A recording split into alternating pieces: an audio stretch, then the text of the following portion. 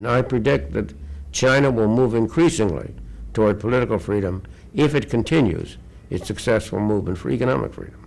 Listening to Milton Friedman speaking in 2003, and then looking at China today, you'd think he got it colossally backwards. Under Xi Jinping, Beijing has carried out a genocide against its Muslim Uyghur population, threatened Taiwan with invasion, shut down a popular, pro-democracy newspaper in Hong Kong, and lied to the world about the origins of COVID-19. And yet China's economy continues to bloom.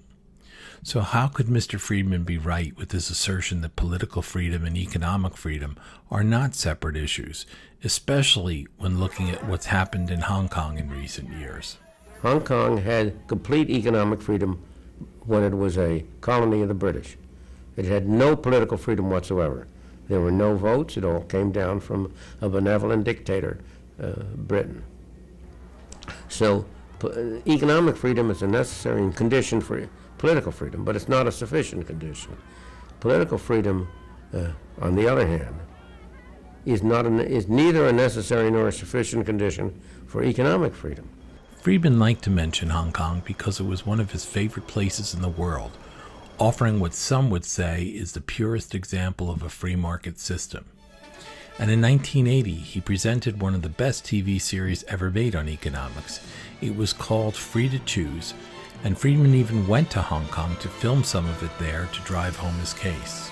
This thriving, bustling, dynamic city has been made possible by the free market, indeed the freest market in the world. The free market enables people to go into any industry they want, to trade with whomever they want, to buy in the cheapest market around the world, to sell in the dearest market around the world. But, most important of all, if they fail, they bear the cost.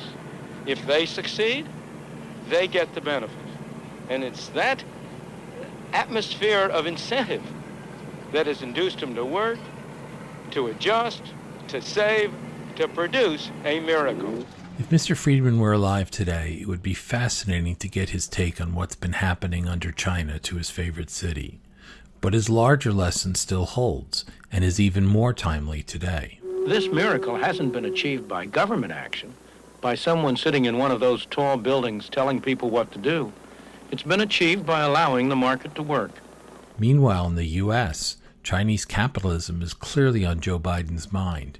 In announcing his multi-trillion American jobs plan, the president specifically sold his plan as an effort to meet the challenge from China. We'll grow the economy, make us more competitive around the world, promote our national security interest, and put us in a position to win the global competition with China. But if Joe Biden intends to outcompete Beijing, surely Milton Friedman still offers a more compelling model than simply copying the government-directed approach of Xi Jinping.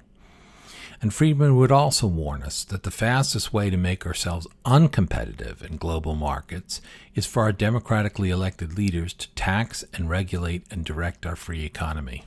Consider the British colonies that were set free. Almost all of them were set free with political freedom, but the political freedom ended up being one vote, one time, with a dictator, and most of them had socialist economies. So when you have political freedom, if people have the wrong ideas and the wrong views, they will vote to restrict economic freedom. That's been what's happening in the United States and in other countries around the world.